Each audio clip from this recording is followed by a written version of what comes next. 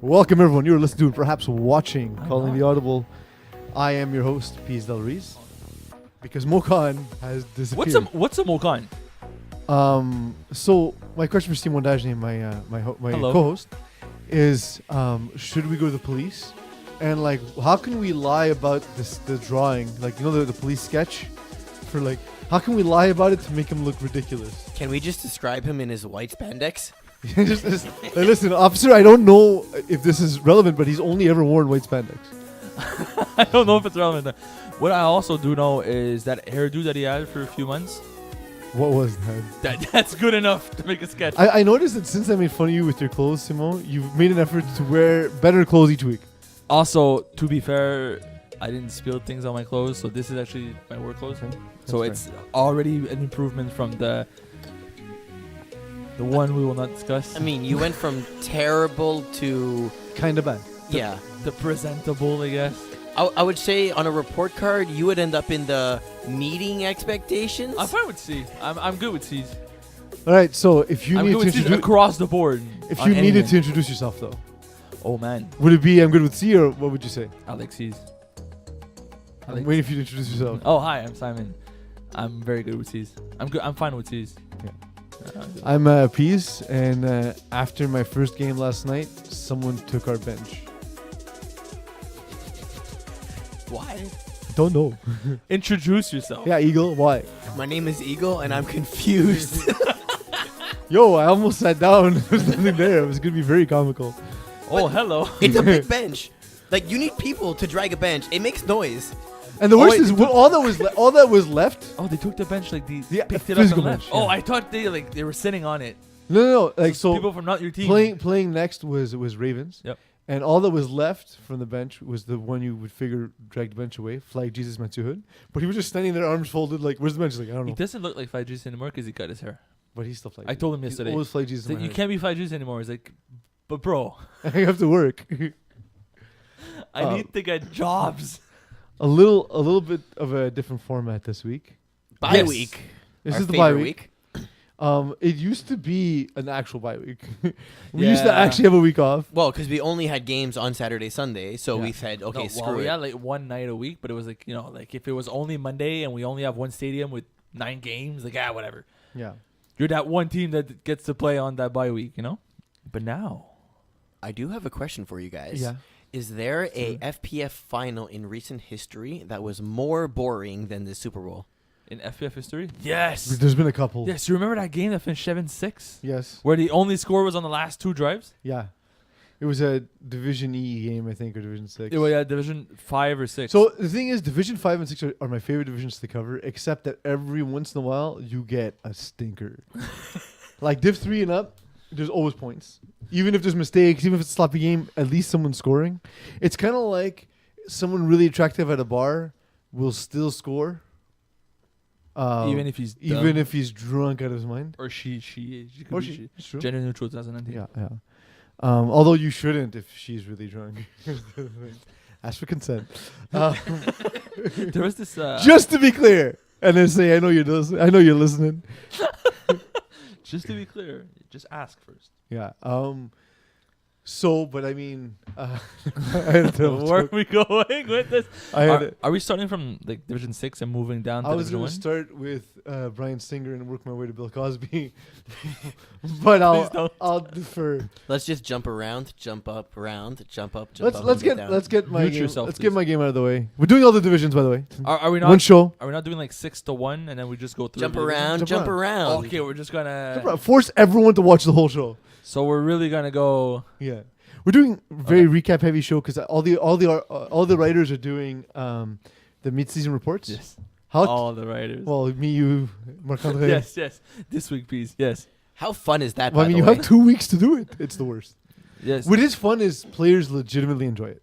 They It's- love the mid-season breakdown. I love writing it until it takes me 4 hours. That's the one thing is I enjoy the concept, writing the thing. We started it off. You were not the inventor of this. I was absolutely the inventor. GM Colletris was the inventor Disagree. of this. Listen, man, I have my own view of history. I'm pretty sure. I think it was the GM. first one who started this was GM Colletris. I started doing it. I remember the first time I did this. Yeah, it was after me. Yeah, go ahead. No, it was before you, Sure. and it was the worst article of all times. I broke the website. So No, that you, wasn't the first. I had already done it several times before that. Nope. That's the Yes. reason I broke the website. so you could almost say Peeze is to GM the way Joey Taylor is to Vinny Gualano. Nice. Correct. No, do you guys remember when I broke the website? Yeah, that wasn't your first time. I'm pretty sure. And it wasn't. It was way after I had No, already I'm been doing pretty it for sure like 4 seasons. Listen, you guys didn't make me write 3 divisions for very long. And it wasn't your first ever writing assignment for FPF. I'm pretty sure it was the first season writing for FPL. You used to write French. It's not true. Yes, that was a French division. I was Can you- doing can you- C, D, and E. You did little segments on Andrew Dana's article Yes. explaining how much you That sucked doesn't every count. game. Yeah. And then afterwards, when It's I like a personal journey blog. and then after that, when I got my first full season as a writer, I had divisions C, D, and E in the spring, writing all 3 divisions, which was like 90% of the teams back then because Yes. no one played A and B. It's still 90% of the teams, if not greater, because there's more teams in D&E Yeah. than ever before. Imagine writing C, D, and E now. Yeah, it was terrible. Do a mid-season Bro, recap. like, Like I have- 125 teams. I have 44 teams in Division E. Yes. Division 6. Imagine that. And like the thing is, like I need to do a lot of work because like, so sometimes Division 4, 3, you've already seen the bulk of these guys play. Yeah. In previous seasons, so you can sort of, you know, You kind of know who they are. and- Here, Have like, an expectation. if I'm not talking to scorekeepers every week, I can't write my article. If I'm not watching things, if I'm not talking to people, like I can't write the article. Well, you can't because, like, I'll be completely honest here, which doesn't happen very often. I have never seen Chocolate Barracudas play. I have not. I haven't been to the I've games. written about them 4 times. I haven't. Listen, I'm at Ibayak every Wednesday. They I don't play haven't, there. I haven't seen, I haven't seen them play. I haven't seen them play yet. Name a player on their team. I don't know the guys on the team I because can. Yes. I can. Oh shit. Pierre Luçon. okay. I'm So not gonna check that. so for next few Pierre, I weeks, got you, bro. for next few weeks, Can you make sure it's Pierre? Luçon was the last name. for next few weeks, we're gonna have to sort of pick that up. Well, so here, But that's let an me bring example, right? everyone behind the curtain. We can't possibly be at every game. Well, We can't. We literally No, can't. we can't. we could have one person at every field. But every we night. do, and they are scorekeepers. Yeah. So what I do is honestly, I speak a lot to our scorekeepers, and they give me a lot of information. Because here's the thing, Lucien Pierre, by the Luçon way. Pierre. Oh, sorry, Luçon. Oh, My I bad, do know bro. Lucien Piat though. Yeah, it felt weird when I said it, and that's why. You didn't know him when I put you on the spot. So Listen, guy. the thing is, like, Oh, they're playing at Ibaya next week. Oh there you go. What's up, Chocolate? But the thing is with like, for example, all those morning shows, right? Yep. Sports Center and whatnot. Right. Those guys didn't watch the games that finished at midnight to be at their show at 5 o'clock in the morning, Of course right? not. They have researchers. Yeah. We run a 3-man crew in a shipping container. Yeah. Well, to be fair though, we have a You large. can't mow in that 3-man? No, he's done. Not this season. We are What's alone this season. What's bro. a moke on? That said though, like the scorekeepers are great for that. Honestly, they're good at. And I always tell them what happened that I can't see on the score sheet. Like what was a sick catch? Yeah. Can you break it down for me? What happened? What what's were the big play defense running, offense or running? what's the turnover? Like, was the key point in the game where the game switched, right? Yeah. Like the score was tied, or you guys just scored, got interception at that moment, scored again to go up by 2 scores, and then it was only 10 minutes left in the game, and you sort of kept that pace the whole way.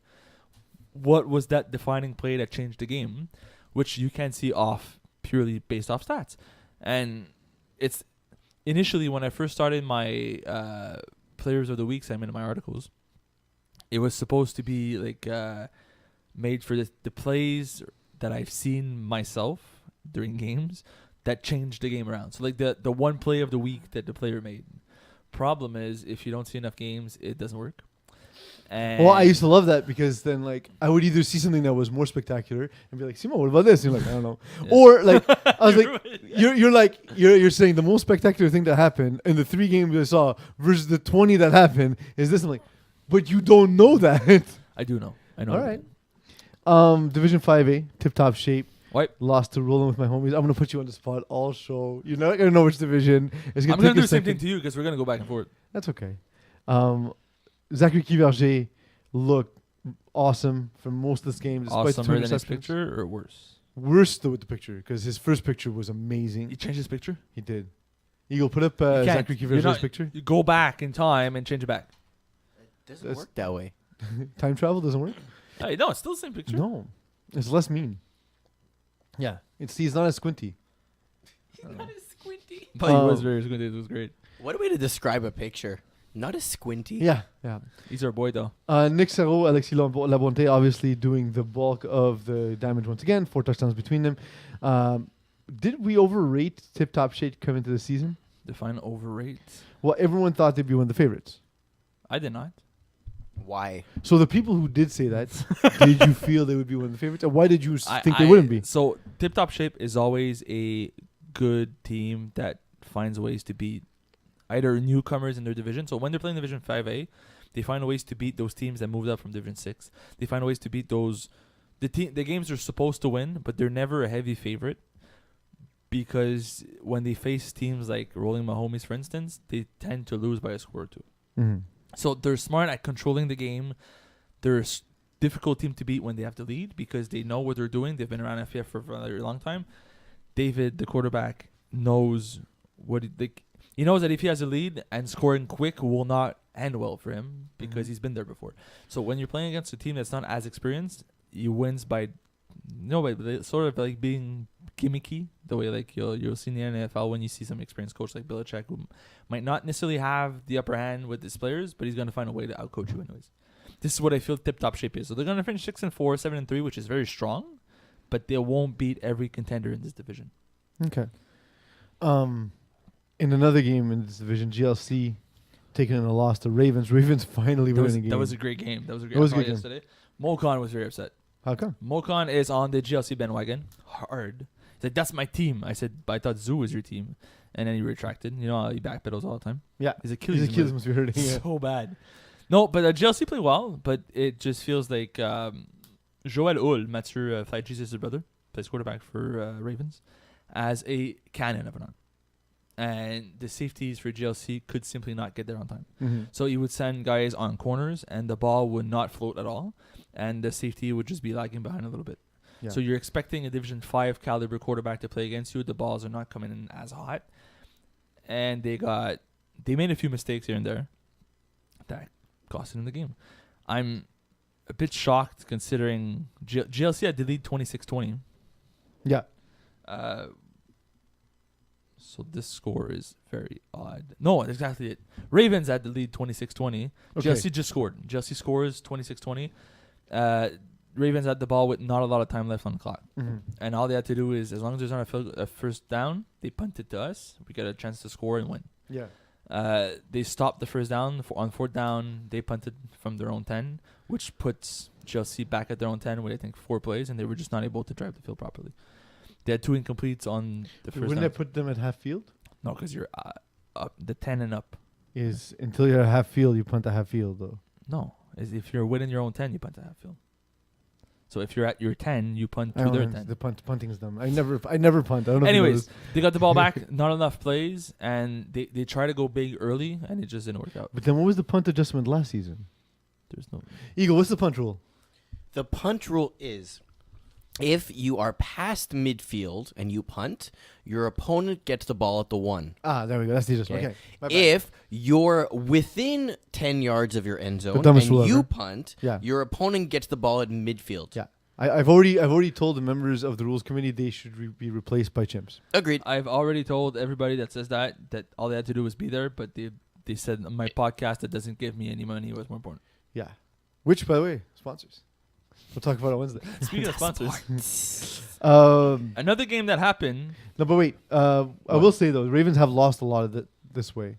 where they were like losing late in games, like 3 plays left, like that kind of loss. It's good to see them lose this way. For me, what was great to see them win this way, rather. I was surprised to see Hyman Long throw 3 interceptions. He almost never does that. It's the way Ravens plays defense. It's not so much the way Hyman Long plays. He played well. He made a few mistakes, like he wasn't flawless, but Ravens were jumping everything, and it's something in Division 5 that quarterbacks struggle against. It's a bunch of guys that play in higher divisions, Ravens, right? Like it's the guys from the Alpha T's that play together. It's a bunch of friends. They know what they're doing, and they have this tendency to be very, very aggressive, and they're shooting from other positions that the quarterback thinks, oh, this guy's open, and then somebody just comes in front of him and just runs with the ball. They also had a few plays that went their way, like a tip ball that sort of ended in the defender's hand. There was it was a little bit of, it went both ways. Both quarterbacks threw interceptions, but they weren't like thrown at defenders. It was defenders making good plays, or a tip ball that turns into an interception. Game that caught my attention. We were speaking of chocolate barracudas earlier. They played. They lost to McDo. Yeah. My boy, 39-7. McDo, man. They're good. How many quarterbacks can McDo have? Yet, doesn't matter. Etienne Cardinal is a phenomenal receiver. Yes. So fast. And McDo completed 7 passes total. It's honestly, it's their defense. Their defense keeps them in games, puts them in good field position. Chocolate Barracuda's offense has been sputtering. Like, if you think McDowell has trouble at the quarterback position, Chocolate Barracudas are worse. I wouldn't say struggle at the quarterback position because they're winning. That's not why, though. like it's fine. Yeah. Like, if you want to be entirely results oriented, because what's going to happen is if they don't solve this, they're going to be bumped up into Division 6 and play potentially stronger teams, right? Yeah, this is not a long-term solution. No. It's fun to watch that 3 guys threw passes, 2 guys at these 2 of these 3 quarterbacks ran for like 25 yards every single time. But at the end of the day, there's a reason every team only has 1 quarterback. Yeah. The thing that's in college football is if you have more than 1 quarterback, you actually have none. Unless, you're Bama. Yeah. Well, again, they actually only have 1. Because 2 is the one that matters. Because you're the guy. I'm sorry. You want to talk about your game? It's going to be either a game or unofficial game of the week. Last night, filmed it. It was filmed? Yeah. Oh, I told him not to. Right. Because you assumed to be terrible? You were correct. No, it's because because the games that were on the field. So don't film Peeze. Because makes sense. But You did it anyways. It's not enjoyable to watch Peeze. No, it had nothing to do with that. I just felt like there was other games. Well, to be honest, it's within that division. Speaking of the teams, it was a great game. It's 2 of the better teams in the division. 100%. And the game itself was fun in that. I just don't like watching you and giving. Yeah, it's awful. That's the only reason why I didn't want to film. It's a good game. And you're gonna get to see me throw 41 passes. But I just don't like to see Peeze on film. So I said film something else. I was gonna say I looked at the box. Keep playing your one note, Simon. See how far that gets you. I don't like to be filmed either. I play terrible on film. I don't You care. play terrible all the time, though. That's true. So I was looking at this box score, or I was about to click it, and I'm like, how did you lose to Vic in a box? And then I looked at the stat sheet, and Max Bura, 5 receptions, 71 yards, 3 TDs, and I'm like, oh yeah, that makes sense. To be honest, it was a lot of blown coverage, and each time it was Max Bura. It's like, man, like on the bench is like, no zone. Guys, that's what you need. We should have maybe paid attention to by far the best player on the field, not the team. On the field. Yeah, on the field. Period. But yeah, the dude's awesome. Matt Pizzatoro has some growing to do, but I was very impressed overall. The issue, so he has good physical skills. The problem is he doesn't have a system. He's a one-read quarterback. Yeah, but you see that often in Division 6, though. Like it's not a knock on him or anything. It's something that he's gonna have to learn as he grows. It's fun because it's successful now and it's working because he's got guys like Max Berry could throw to, and it's fun to win. Nobody wants to go 0-10. So it's fun to see them successful. That doesn't mean they're not necessarily growing at the same time. They could be trying different things every now and then, and when they need a big play, they go to Max Bura. And while Max Bura is not always on the team, often is Jordan McInnes. Yeah, which is also, But I think for this team, Max Bura is a different, like especially in coverage.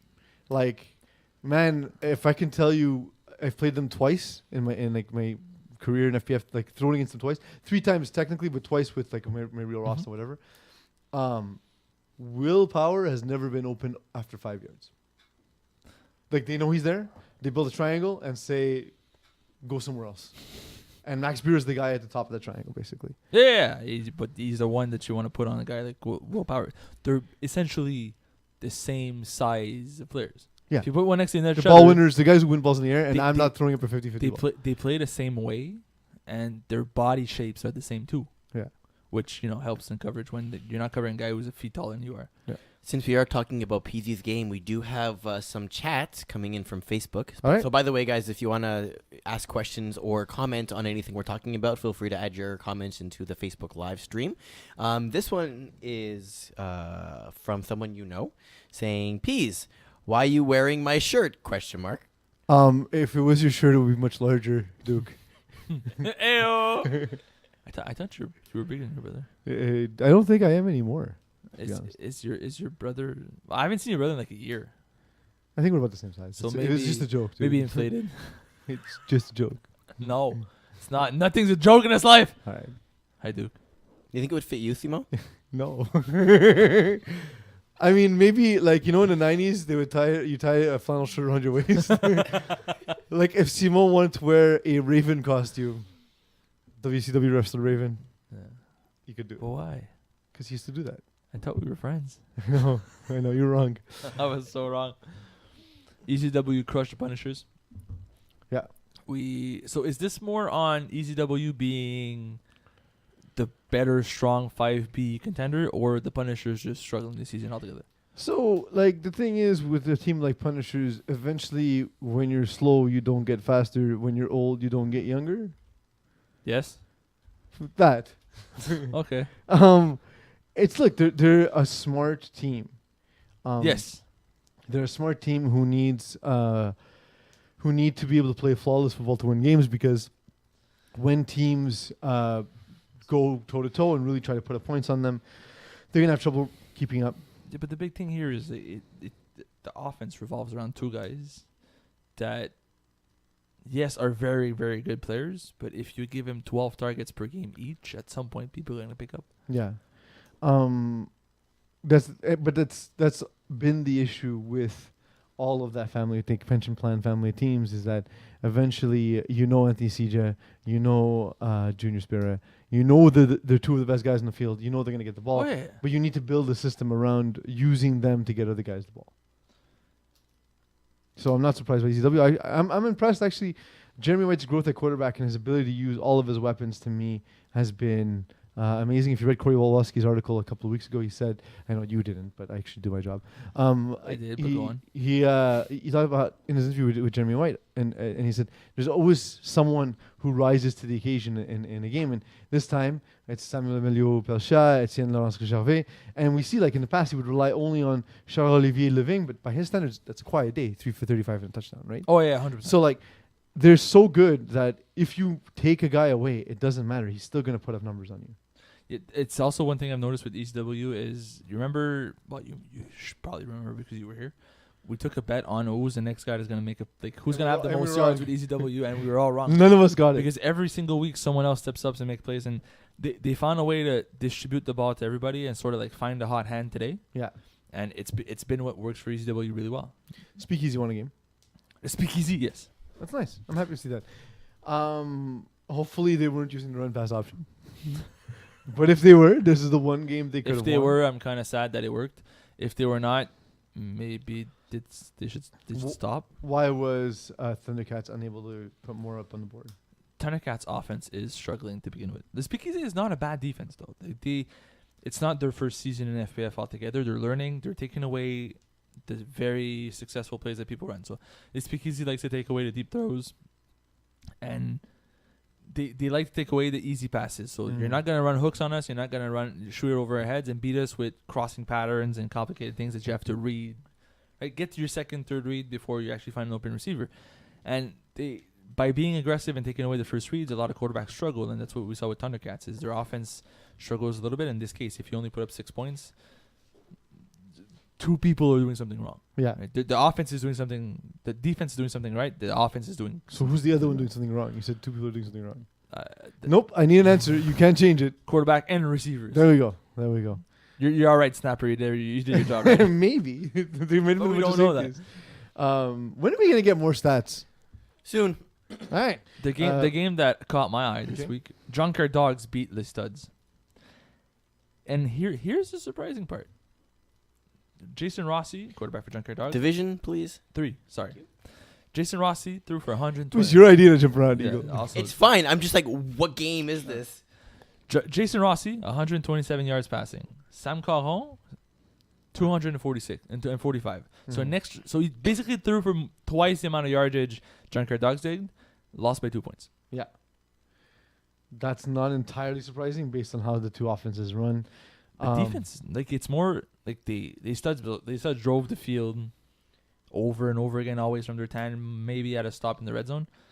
Well, we're stopped in the red zone, whereas Junkyard Dogs must have had the ball. Short field. Royce Margin got an interception. That's the turning point of the game. Yeah, there's one pick. Yeah. But they won by 2. Correct. Right. So Yeah, so looking at this, I mean, if Caron has 6 TDs, 1 INT, that means they had 7 possessions, which Junkyard Rossi Dogs only scored 6 times. Exactly. So they could be a turnover on downs or something like that. It doesn't mean it was a flawless game. But Converts was the main team. You're up 26-24 at halftime, Junkyard Dogs. And both teams scored 13 second half, and they won. See, where this doesn't surprise me is, again, so Sammy Caron is absolute stud. Yes. I mean, the hair intended. could be better, but... The hair? Yeah, stop with the man bun, guy. You're 5 years too late. But the thing is, with... when it comes to Junkyard Dogs and Jason Ross and the way he plays, he's very effective in the red zone. And that's... Like, I laugh at guys a lot when they say FPF experience. This is the kind of circumstance where FPF experience actually makes a difference, because Sam Caron is still adjusting. It's not the same kind of size of red zones he's used to. You know, and Jason Rossi can play a game where on 6 touchdowns he'll get 5 converts. And we've seen it. It's happened to us. He's beaten us that way. Yeah, but that's also one of the main things. And as you move up, converts are very, very important. It's good to score, but most offenses will score 5, 6, 7 touchdowns per game at all times. You're going to lose games because you were not successful on converts. So this is a typical situation where we kept up with them. We scored, they scored 6 times. We scored 6 times. But we lost because they held the lead the whole game. Yeah. Brotherhood took on KJP. You and I were both there for that game. Lonnie played so quarterback. My question is, how much in luxury tax are the Brotherhood paying? I mean, all of them. Like every tax. Because I don't understand how Theo J, Khalil Kerr, Jamal Gittins, Crazy Gordon Mall fit in Division 3. So what is Lonnie, like a 51 quarterback? Honestly, me neither. They are that team that no matter how many models we run to try and figure out the ratings, they always fit, and I don't get it. I get it. I get they fit with Theo as a quarterback. Fine. A lot of their best players are offensive players who are just excel at defense because they're great athletes. So fine, Theo's the big hit on defense. I get it. How does this offense fit? There's something there. Like every year, these guys. Like first of all, if you actually look at each and everybody, like we all know these guys. We all know Khalil Kerr, the Kwesi Gordon, Jamal Gittins. All very, very good Div 1 caliber players, but they never put up monster numbers season after season. They don't finish with 20 touchdowns and 1,000 yards. Yeah, but it's because between them, they split everything, right? Yes. Every week there's a different guy that goes I just figured out. That's exactly why. Yeah. Every week no one's dominant until no one spikes. Yeah. Like this week, Jamal Gittins, 4 catches. They're screwing us. The Majid are geniuses. Unless we put in a multiplier that has if 4 players return within effective offense. Because we actually do have that for like team defense. Wins and the whole thing. Defense too, we have that for team. Like we have that for offense now too. But yeah, like now that I think about it, when we kind of look at them and okay, this offensive drive you're going to be on and you're off and everything. It's like the chemistry you can't really build. But now I get it. But to me, it's not. When looking at this team and having played them every season, and it's super annoying. The problem is not their offense. And losing? Yes, I lose. It's a reality check that I'm not good at football every season. Their offense isn't the issue. So I would agree, but now when you have Theo J as a receiver and Corey Johnson throwing, the offense is still the offense is still very efficient, but that never caused me a problem. I don't mind playing the Brotherhood if they're going to put up 50 points on us. I'm fine with that.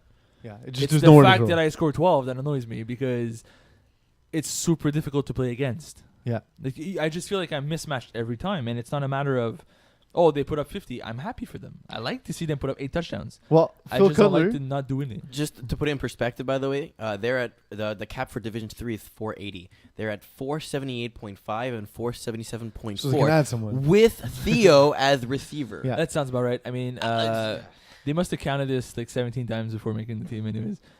But yeah, I feel like a lot of people in Division 3 are gonna feel the way I feel every time they play them. It's just it's. But so like, brother only has one championship together, right? Yes. So I mean, like, in their defense, I know I like to bust their chops it's and whatever, fine. to overpower them, whatever. I feel like they fit the division. I have no issues against seeing brothers in Division 3 this season. You They're just have an issue seeing them on the field with you. No, I just have an issue seeing them on my schedule. Yeah. Because it's going to be a week where I score 2 touchdowns and it's super annoying. But aside from that, listen, in the Two division as a touchdowns because whole. you paid for them. Yeah, well, sometimes they make mistakes or they fall or they stop carrying because they're up by 30. But they have a knack for making fun of me, which is a bit annoying. Yeah, I can't imagine anyone making fun of you. The Crew beat Blue Chips. Hey, that's Huge.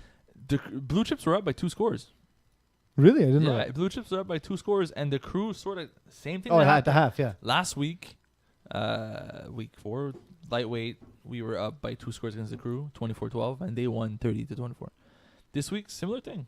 The other team was up by 2 scores, and they sort of rallied and got a few stops, and Blue Chips lost. I do have a report on this game. Mhm. Okay. There was an incident I was involving just gonna ask you. Edouard Valmet and one of the referees. So it's currently being reviewed by the disciplinary committee, and actions will be handed down within 24 hours. We also got another update just now. I don't know if you saw it. We did, yeah. Can we talk about it? Breaking news. Breaking news: AJ Gomes suspended 1 week. Oh, yeah? Why? We're reaching 3 OC penalties in the Oh. season. So standard. That's very standard. Okay, I I'm didn't. not- I I'm didn't not- know why. Thank you, Eagle. Yeah, I'm not super shocked. I was just thinking, oh, okay. I thought he did something, out of the ordinary. So, but like You you did something 3 times. No, I know, but what I'm saying, it was like one event that was out of in Valmet's case, it was one incident, which is being reviewed. Yeah, So that's what I'm saying. It wasn't like one incident. You got a few OCs. Yes, okay. So what is it that the Crew does so well? points. They're- Okay. And their ability to score. No, set they're, points. okay, so as football players, they're very good. They're all good individual football players. They run nice routes. Their play calling is much better than most new FPF teams would Well, but they run. played in Terrebonne. Yes. So they're a good team. Their play calling still struggles a bit because of the size of the field. Like you feel the quarterback's not used to the tiny end zones. So when we played them, there was a lot of balls that were thrown out of the end zone that would be caught on the regular football field. Yeah. So things like that. But overall, they're running smart plays. Their chemistry's there. They play together all the time. They're good player as a whole. Their defense needs a little bit of work, but they adjust really well. Like the first 2 drives that we had, it felt like I was playing against nobody. Mm-hmm. We had 5. We were 5. We were missing 2 guys, and we scored. And they were just chilling. And then they sort of adjusted to, okay, so this is what he's doing. Let's take these things away and see if he could, beat us with something else. And that's something that's gonna work for you in Division 3, 4, 5, 6. Is if you're able to take away the 1 or 2 things that the quarterback loves to do and looks for consistently. Not a lot of quarterbacks are going to be able to go deeper into their playbook and find new things that work within the same game. Mm-hmm. Right? By the time you're able to find something else, you've lost a drive or 2, Yeah. which is more than enough for them to catch up and get back in the game. That's fair. That's fair. Honestly, I'm looking forward to seeing what they can look like in a couple of seasons because I like them a lot. Even this season, they're nice guys. They enjoy FPF a lot, and they're good football players. That every time somebody made a catch, everyone's like, "Oh, this guy's good. Oh, this guy's also good." Pretty much everybody on this team is good. Like Yeah. it's not just a one-man show, right? Every week there's going to be someone else that steps up and makes plays for them. For sure. And in STL's case, they got that kind of performance from a Hall of Fame caliber performance. On some can Hall say. of Famer plays from Justin Blanchard. potential future Hall of Famer Justin Blanchard. We know he's not. He didn't make the Hall of Fame. Yep. We know he wasn't in the top Well, not 10. this season. Not this season, correct. Well, maybe on the media. Maybe in the media, Sure. actually. We're going to be recording those announcements tonight, and they're going to be released. So you can try to ask us who the Hall of Famers are in advance. We will not tell you.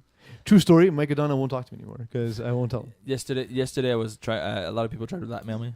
I said I don't know. Ask Eagle. That was my go-to. Nice. So I actually have a contest going on the Facebook group. So if you accurately guess all top 5 candidates in the correct order, I will give you a $25 Amazon gift card. How You much? have until Friday at noon, this Friday. How much you got? 25. $25. Don't 25. make fun of his lisp. $25. You if do can it every guess day. 25 Not bucks on if you can camera. guess it.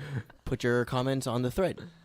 So far, no one's got it. Spoilers. Well, to be fair, it's Well, very don't say difficult. that because then people know that Yeah, those that- lists aren't accurate. That's true.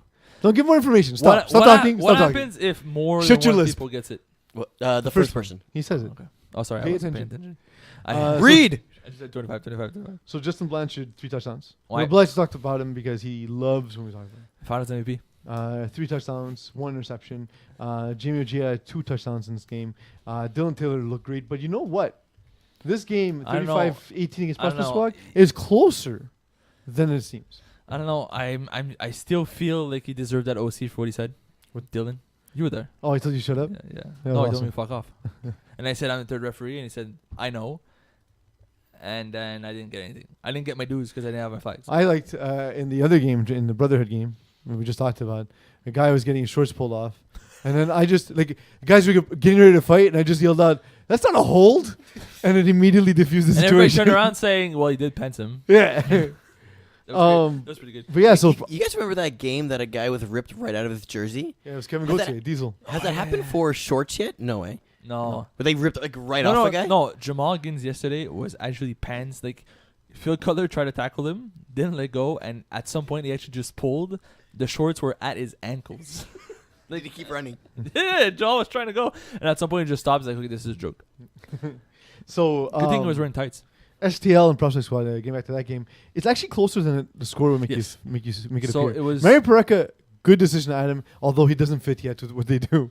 It's not so much it doesn't fit, is that there's a lot of guys he's never played with before. Chemistry's That's not there. essentially what I was saying. And there's guys on that Thank team you for rephrasing the thing. that don't necessarily listen to him properly. Yeah, I know the feeling. So it's a little bit of everything. I think it's a little bit of it could be the perfect fit for this team, but it's going to take a little bit more time. They're also in a particular situation where they're not necessarily winning all their games, and it's frustrating. So it's you guys try to make a play, but it's not what you need at the moment. Stuff like that. Does anyone throw a nicer ball than Mario Pareca? Hard pressed, eh? It's just beautiful. I mean, like there's a few, like I could think of, like Dan Zara's ball is pretty good. I mean, it was almost left off the Hall of Fame list, so maybe not. No, I'm saying there's only like a handful I could think of. Because even Kevin White throws like an angry ball, I feel like. Whereas like Mario Pareca just, it looks graceful. Oh yeah, it comes out smooth. Yeah. Yeah, I like it. Any quarterbacks that also throw a good ball that fit in Division 3 because the freshmen are looking for a new quarterback. So Yeah. if you know anybody, Alex method Hollock is- doesn't fit in No, No. I asked someone trying, but he declined. Oh. Yeah, you guys gotta Weak. check in with I Samuel asked Thompson O'Reilly. I asked a few guys, but They're looking for someone. So if you want to test yourself in Div 3, now's your chance. test yourself. Or if you're currently No thanks, Eagle. if you're currently playing in Division 4 and are good, then Division 3 could be a nice attempt this season. Yeah. Right. I mean, it's not impossible. What about Algorithm Master Chief? Oh no. Yeah, I know, but he used to always offer every time a team was looking. Yeah. Yeah, But then- he's the guy we call when we have no one to call. But then he played and he realized. Yeah, and then he's not actually He's that like, good. man, FPF is not what I remember at all. No. So STL Prospect Squad. The reason why the game was closer than the final 35-18 scoreline is at halftime it was 12-6. Mm-hmm. 12 for STL, 6 for Prospect Squad. Prospect Squad was actually driving with the ball. Got into the red zone, but they couldn't score right before the half. So instead of being tied or potentially up with the comfort at half, they ended up 12-6 at halftime. STL started with the ball in the second half, scored right away. Then Prospect Squad threw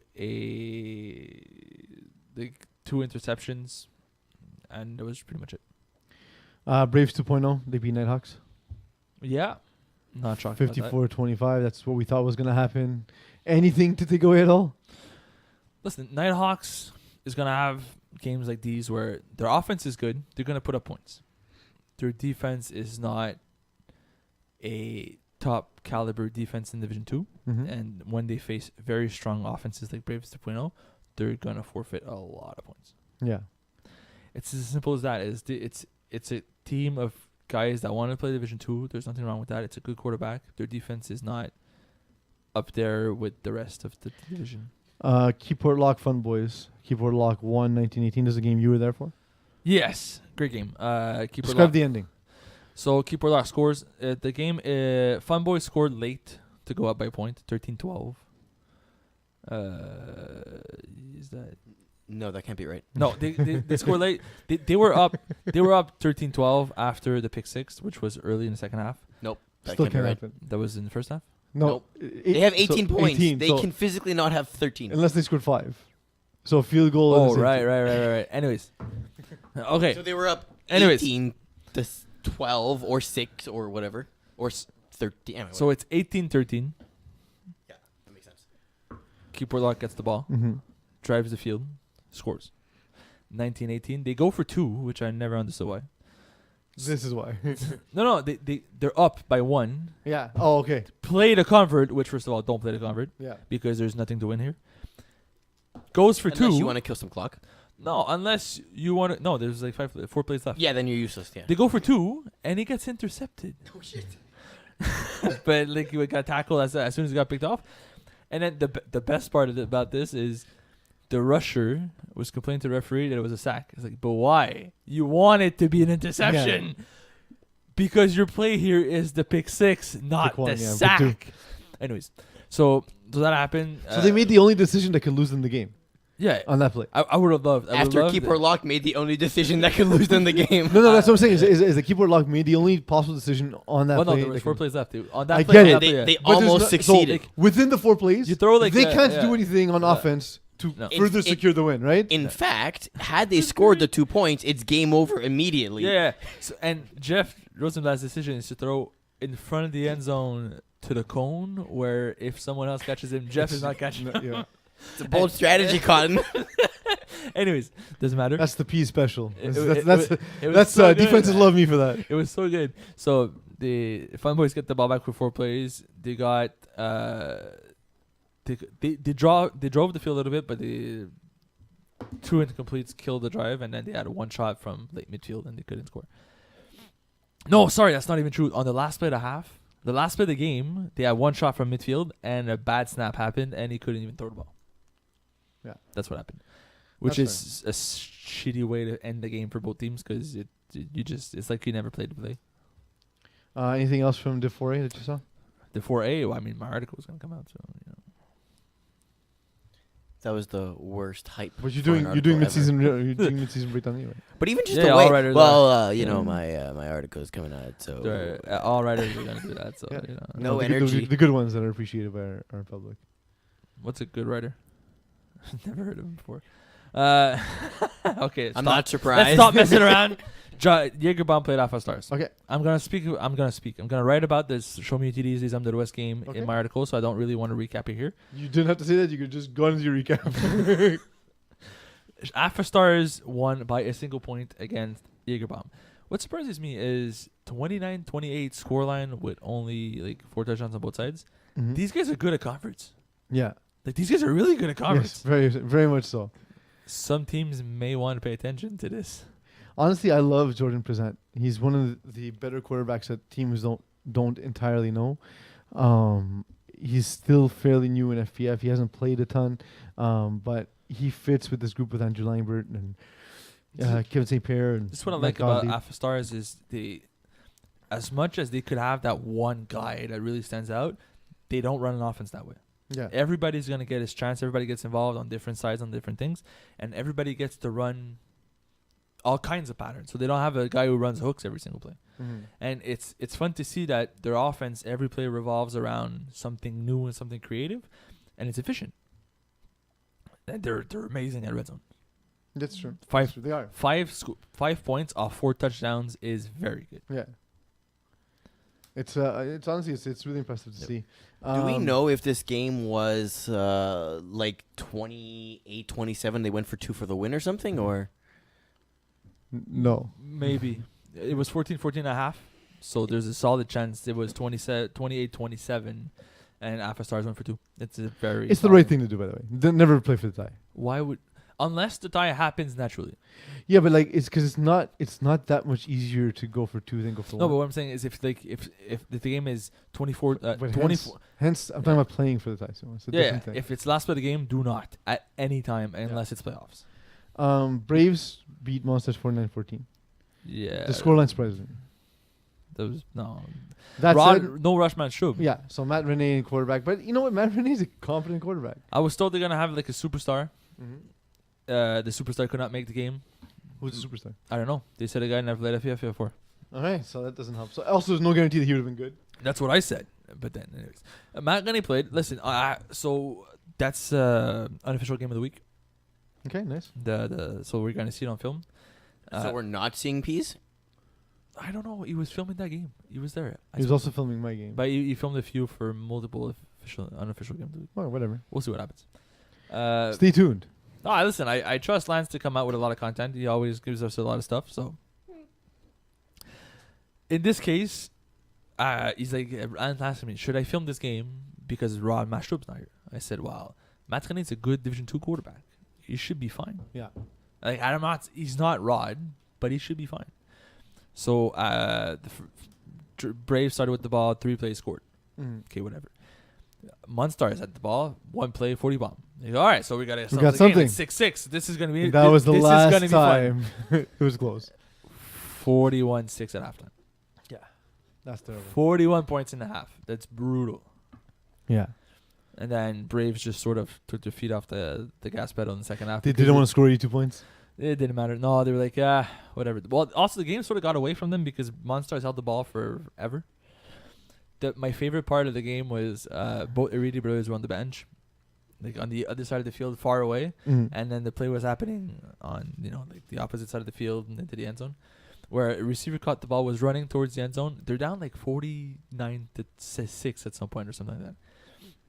And to describe the Iridi's words, we're down like 200 points. Who cares? And there's like flag guarding like at the 1. So the referee Jack called the flag guarding, which is the right thing to do.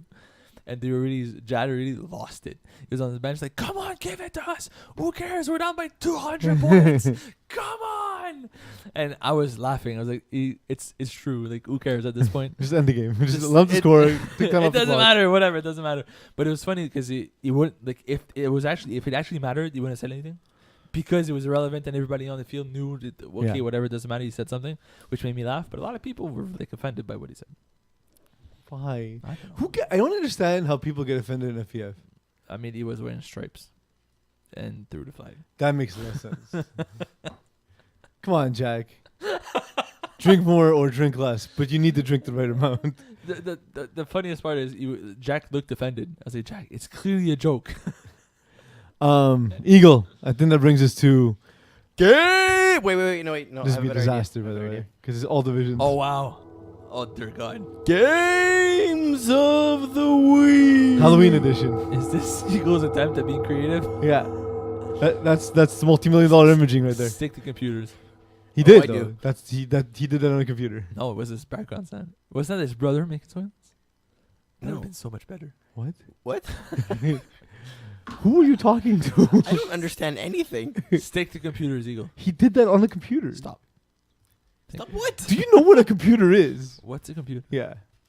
Are we doing every single game in every single division? No, no. Pick Okay. 3 in Every every game in division. every division, Eagle. There's I'm like gonna fall there's like asleep. 100 games. So there's, by the way, there's a post on the Facebook wall for voting for the game of the week. It's a scattered display of games, so Okay. pick your best one. One of those games from Division 6D is Brewers versus Potatoes. Honestly, I have to write a recap, but Brewers have been a lot better than expected. Jeff Lefebvre has been making plays. Potatoes, a little disappointing so far this season. I'm going with my boy Jeff Lefebvre. I think he's been running. He's been playing well the last few weeks. I'm gonna go Brewers. All right, the next game is going to be B-Ballers versus Los Siete Amigos. That's the game. That should be the game of the week. It's the 2 top teams in Division 60 going at it. B-Ballers, of course, with fame from outside of FPF. Gianni Casati, great quarterback. Los Siete Amigos growing fast from springtime. I think I'm going to go with Los Siete Amigos in this one. I think that the more traditional FPF style is going to beat the high flashy 40 bomb-ish style in this 40 game. 40 bomb-ish. In this game. All right, we're gonna go with Lionheart versus MacDo. MacDo. There's nothing even to pick. Yes, MacDo, let's go. I mean, Lionhearts, reach out to us, bro. So- We want to help you. So on one hand, I feel like MacDo is a new junkie. Because Why? the bandwagon is strong with Because MacDo. you eat MacDo after, Junkies? yeah. No, I After really, rolling I with really your like homies. MacDo this season, man. And last one from 6D, Lammoth Pajamas versus them Chocolate Barracudas. Chocolate Barracudas team, you're going to finally get to see Yes! Lucien Pierre and his boys. The offense has been struggling. Yeah, the offense has been struggling. Llama Pajamas should be winning this one. All right, in Division 6, we got Hurricane Season versus D2, the Mighty Ducks. D2, the Mighty Ducks. Matt Damon is continuing on a tear, and they're going up against a team I forgot about. What team? Hurricane season. Hurricane Season, the hardest schedule in Division 6. Hurricane season is a good team. I like them. I just think that the Mighty Ducks are better. They're going to be, for their division, the best team to win 2 games Right. in FPF history. We have Average Joes versus 7th Rounders. Give me the 7th Joes, man. rounders better than we thought. Average Joe's looking good, but they did take a big loss to D2 last week. Yeah, give me the Joes, man. I like All the right. Joes here. Channel 4 News Team versus TBA. Channel 4 News team has lost a lot of really close games. TBA seems to be a little bit of a mess. Channel 4 News team will not keep this one close. I disagree. But see who I pick. In which way? uh, Are they Mark winning Miller. or losing? Winning by more than 2 scores. Okay, because that wasn't clear. It wasn't clear. Sorry. And Sharknado versus Dog Pound. Sharknado is better than they first appeared, but Dog Pound's quarterback, Shane Feinberg, has played better games, and I expect him to start turning it around. Dog Pound is a good team that will have a very good second half of the season. Give me Dog Pound. All right. In Division 5B, we're going to go with Tropic Thunder versus Thundercats. Battle of the Thunder. Welcome to the Thunderdome. Give me Tropic Thunder? Question mark? Yes. Question mark? All right. We're going to go with animal-themed game. Les Carcajou versus Les Gros Coq. You got to go with a big cock. Analysis. How is this an animal game? But yes. What's a Carcajou? First of all, the Gros Coq is the kind What's a Carcajou? Yes, I know. I'm just What's a saying. Gros Coq? What? Yes. Okay. Le Gros Coq, first of all, it's the best. It's one of the best names in FPF. If we would have had that name, it would have been banned instantly. I still remember that one team we tried to get in. Yeah, GFT. GFT. Yeah. G4T. GFT, that's what I said. I wanted to put a 4 because it's Whatever. better. Go for it. Threat Level Midnight versus Sturdam. Sturdam's a good team that just isn't playing that well, so give me them to lose this game. You went far for that. You really reached. Give me Sturdam, though. I think Sturdam needs to turn it around at some point, and this is it. All right. And last game, both coming not off the bye week with wins. Le Speak Easy versus Easy W. Easy W is going to destroy that read option offense. Give me Jeremy White and his boys. I feel like, as much as I like this Speakeasy's defense, this is a very difficult offense to slow down, and I don't see the Speakeasy's offense being able to put a 40. Just hold. Just hold? Yeah. Like a receptionist? Yeah. I'm so ashamed right now. They're dad jokes. Me and Peeze get them. None of you are dads. But he's like my child. 5A. Let's go with Tents and Hammocks versus Buffalo Wild Wings. Tents and Hammocks pose a specifically difficult challenge for Buffalo Wild Wings. They're quick and get into space very well. Buffalo Wild Wings will not be able to play man, so therefore they're going to lose this game. Everything Peace said. All right. Times 2. Touched by an Angeletti versus Palpatine. I don't know what's going on with Palpatine. We know what's going on with Palpatine. Quarterback missed a few games and he's out of rhythm. Yeah. Does he get rhythm? No, not against this team. Palpatine, it could have been a contender, but missing games, getting out of rhythm, they're gonna. By the time they get back into it and they're able to be as competitive Also as they should have on been. the injury report, Louis Beijing. Is he on the injury report now? Yeah. Is he actually injured? Emotional distress. I fucking knew it too. Shots fired. No, I think Palpatine. I was gonna let it go, but then you pressed me, so I had to say something. No, Palpatine won't have an offense as successful as what we remembered. Give me Palpatine. I think this is where they turn around. Does it make sense to have like the Star Wars laser sounds against a team called Palpatine? Yes. It's true. All right. A team I don't think we've talked about them a lot this year. Longhorns versus Les Voyous. Which one we haven't talked Les about? Voyous are better than people know. We were good players, man. No. I saw them last week and I was impressed. I was like, Mokan, who's his team? Les Voyous. Really? Yeah. But I think Longhorns just do that thing where they old age you to death. No, I think Longhorns. Les Voyous are going to be the sort of annoying team that Longhorns are going to have difficulty against. I see Les Voyous keeping the win streak alive. To 2 games. It's a streak. There's a game on Sunday, so no luck on them. Voodoo versus Tuesday Night Lights. Voodoo wins because it's not Tuesday. Yes. I feel bad for it. They should change their name to like Saturday Night Lights or Sunday Night Lights or anything else. Lights. Night Lights. Night lights. Division 4B. Ballers You break it down, I'll versus pick. Check Out My TDs. Say that again, sorry. Ballers. Ballers TDs. So check out my TDs, a team that Peeze and Stefano and Mokan really liked. I'm still sort of like on the fence I about do them. hate that they stole Show Me Your TD's team name. And Check out my TDs though. Came up with a crappier name. It's a good team that is I'm on the fence. I think they're good. I just don't think they're as amazing as Peeze has described. We'll see. I'm gonna go with check out my TDs, even though they stole and butchered the name. It's like Avatar to Dances with Wolves. All right. We have Give me that Costner though. A Squad versus Air Force One. A Squad is lost the game last week. They should be able to bounce back. I still think A Squad is one of the best teams in the division. Air Force One moved up from Division 6. Very good offense, slowly adjusting to Division 4, the speed of the game and stuff like that. This is a great challenge for Air Force One because A Squad is your typical strong Division 4 defense. I can't wait to see what Air Force One is able to do offensively against them. I think Air Force One will struggle. Give me a squad. We have MTL Originals versus the Infantry. The two I was corrected on the infantry, by the way. They're not a redux of Junkyard Dogs. They just share a couple players. Potentially the best two teams in Division 4B. Montreal Originals is a absolute wrecking ball. The team is good from top to bottom. The Infantry, because they missed the first week, they had a forfeit. We haven't really talked about them, but they are undefeated, second best plus minus in the division. A lot of guys, like you said, from Junkyard Dogs, that they know what they're doing. They're physical. This is going to be an amazing game, very chirpy. I'm expecting less than a score difference. Give me Montreal Originals. Last game, Dream Breakers versus Glow Gang. Glow Gang moved up from Division 6. They're playing well, honestly. I'm very impressed with Glow Gang. They took them a little bit. They forfeit that week 1 game against the Infantry, which was shitty. But aside from that, they've been slowly getting the rhythm. We need more Cole's notes. Shorter. Oh, sorry. Okay. Gotti! Glow Gang. 4A, half A stars, 69ers. Is Dean Demetriou going to be back?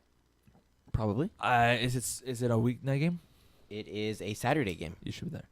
69ers struggling without Dean Demetriou. Alpha Stars are very good this season. I think half a stars just have a more complete team. Give me half a stars. We have Wolverines coming off a practice on their bye week versus Past Our Prime. I don't think the practice is going to help them. Wolverines' offense is a mess. Give me Pastor Prime. Shane Paquette is just not the quarterback Tony Tibet is, although they tried to run this playbook. Pastor Prime. So, should they just build a new playbook? I think they're trying, but it's also in games when you're losing by 49 points, it's difficult to have any sort of spirit. And this Pastor Prime with Craig O'Brien, they're a very good team. Baby Kangaroos versus Game Changers. Fun game. That Joey Taylor offense against the best team in Division 4A at the moment, Game Changers. I was low on Baby Kangaroos, saying their first 2 wins were freebies. Mm-hmm. They won a big game last week. We'll see what happens in Game Changers. I think Baby Kangaroos will win this one. This is where game changer slip up. Oh. Don't mess with Texas versus soft serve. Soft serve's offense, I think, will give Don't Mess with Texas a tough time. So give me soft serve. I soft serve as decides to stop what Don't Mess with Texas tries to do every single week. The same 2 plays? Yeah. 3. All right. Top sauce in Div 3 versus top season. Battle of the Tops. I think Top Sauce will just be able to bully Top Season. I see if Top Season as everybody, they're not missing guys. I see Top Season winning this one by a decent margin. They will be the bully. Okay. What I'll call the Battle of Hampstead, Bearskins versus KGP. Bearskins are solid It's not every okay. season. This season's no exception. Give me Bearskins. KGP is struggling to field the roster every week. Yeah. They're essentially only 5. Jeff Rosenblatt doesn't belong on defense in Division 3 as much as I do not. So give me Bearskins. Sorry. All right. Right. Trinity versus Blue Chips, San Valme potentially. I don't think it makes a huge difference. It's a great game, but I think Blue Chips bounce back after that loss and win this one. I don't think Trinity has the rusher to contain Jordan Mitchell, and they're Fair. going to get frustrated because of the little gimmicky plays they're going to run. And the last game from Division 3, as I quickly check something. Yes, I am right. The Crew versus Dirty Dogs. I was like, Dirty Dogs, are they good? I couldn't remember. This is going to be a fun game. The Crew, like we talked about a little bit, fun offense. They're going to put up some points. Dirty Dogs' defense is not great, but their offense is fly high. I think both quarterbacks are going to make mistakes, but we're going to see both teams score more than 35 points in this one. I like the Crew. I like what I've seen. Crew. A lot of times we don't pick teams that aren't from FPF because we're jerks that way. I'm going with the Crew. Yeah. Division 2, another game of the week candidate. STL Clockmakers. That's fun. Clockmakers don't look like they're at their best yet. They were very good last week. Yeah. They were finally starting to get there last week. Ryan Caston looks a lot more comfortable. I'm saying with we his haven't weapons. seen like back-to-back weeks of this, but I think my point was I think we're going to get to see it now because we've started to see some signs of life. The one thing I really like Clockmakers, I think their offense is finally getting there. Their defense is much better than what Rainmakers have been recently. But STL is a juggernaut. Give me STL. Killa Bees versus King's Landing. The battle of the struggling teams in Division 2. Kill the Bees is better than we think they are, but there's weeks where they just look flat. King's Landing, they like to be that underdog. We don't belong in this division and complain. So give me Kill the Bees because They complain less. Give me Killer Bees. because Sean. Yeah. Alcoholics versus #NR. Alcoholics, Paula Piaf's team, big physical. They like to run. They're like a bully style of offense. Will catch the ball in your face and just be a bigger receiver than you are. It works most of the time. It won't work against #NR. It won't work against Agreed. #NR because even though they're the smaller receivers, they're used to it. #NR. And last game, Div 2, Prospect Squad, Terror Squad. The battle of the squads. Turf War. Prospect Squad is trying to find their footing. Mara Pareka's playing better and better with the receivers that he has. I don't think Terror Squad's defense is going to be able to do much. And if Prospect Squad is able to score offensively, playing with like the hype and the motivation to be within the game, they're going to make Tampa that's look bad on offense. Who was the dude who mindlessly got an OC after intercepting a pass for Prospect Squad? What? The guy who got an OC after catching an interception for Prospect Squad? Oh, yeah, yesterday. Yeah. Jordanson Alexi. So, dude, chill. Relax, have fun. Honestly, I don't think Prospect Squad will get there just yet. It'll take a couple of weeks with Mary Pareka, so I think they'll lose this one. And finally, Division 1, and I'm just kind of glancing at these. These are good games this week. Nice. Wait till you hear them, okay? We got Waste Youth versus Fuegmalsac. Dan Lazare is going to want to bounce back. He struggled a couple of weeks ago, I believe, Didn't he win last week? in Div 1, I'm saying. He won Div 2. Yes. Did he win last week? Did he win too? No, they lost to Monstars 24-18 in Yeah. Div 4. You are right. Yeah. I know nothing. So I believe he's going to want to bounce back. He's whether or not he got inducted to the Hall of Fame, he's going to want to prove he's a Hall of Famer. and that he belonged on a list he was momentarily forgotten from. Fun fact: Alex Neto-Peeze, Hall of Famer. It's true. It's true. So last time I remember these two times playing, Alexander Pugh at like 80 yards rushing and like 2 rushes. I believe just- he's Hall of Famer. He just Alex juked Neto-Peeze. everybody on waist and USC was like, "Who's this fat guy running against us?" It was great. I think it's going to be a similar situation where Waitsuit's defense will not be able to stop Flagmore-Sack properly, and at some point, Flagmore-Sack's going to get an interception to Ung Dan because they're going to figure him out. I'm gonna go with you Next game: because that won't happen. D-Boys versus DK. Battle of the D. D-Boys will just... You know what? Give me DK. Although D-Boys tends to beat DK like on a consistent basis because they tend to bully them. This season, D-Boys roster is weak. I really like DK in this game. They're both coming off of losses in week 4, by the way. Yeah, I think D-Boys will win this one. We have Okay. Battle of the M's, Monstars versus Montreal's Finest. What do you have to be the way you are? Monsters tends to give them trouble, but I mean, No Rod, no success. is Rod there? So because we don't know, Hall of Fame nominee, Rod. correct? I confirm he is not present. He's not played. Oh, then it's not close. Montreal's finest by a lot. And then last game, Got Fat versus Braves. Some You know who people- didn't get fat? Braves. Some got fat, Braves. some did not. Braves are very, very good this season. Braves? I guess. That's it. Yeah. Those are Alright, the I was games. waiting for the music. Thank you, Simon, for joining me this evening. This is a bit of a weird show, but the bye week is weird. This is fun, though. It's kind of fun. It It felt- reminded me of fall, actually. It felt like the fall what we used to do with a lot less teams. Yeah. Also, no script. Yeah. Well, I said, guys, I'm busy. The script is talk about shit and recap games. What's the script though? Yeah. We're going to record the announcements for Hall of Fame, so stay tuned for those all week long. We're not recording them live, so they're off air. It won't be on Facebook Live, but stay tuned because they are going to be released starting tomorrow. Later What? tonight, we're going to be posting the Media Member of the Year. Fun fact. Media or staff. Media or It's, staff. it's typically been media in the past, Until but the we'll see season. how that goes. Until the season. We'll see. We we'll see how it have. goes. There's a 20% chance that Simon made it to join the rest of us, Also, everybody on that list score keeps. including you. You used to true. score keep. That's true. That's how you started off. Yeah. So No, it's not true. I started off as a media member and then I became a scorekeeper. I That's became a true. scorekeeper. I mean, define media. The articles need to be legible first. Define scorekeeper though. Yesterday I was not keeping the score apparently. Well, not apparently. I made mistakes and I don't have scoreboard. So Well, either way, thank you, Simon, for joining me. Thank you, Eagle, for all the work you do. But most of all, thank you all for letting me be myself. See how I timed it with the lasers? Myself. Why haven't we recorded us doing pew pew pew so I can just play it next time? who produces this show? It's you tell us what to do, bro. Pew pew pew pew pew. We'll use it as the introduction next week. I'm Peeze and pew pew pew pew pew.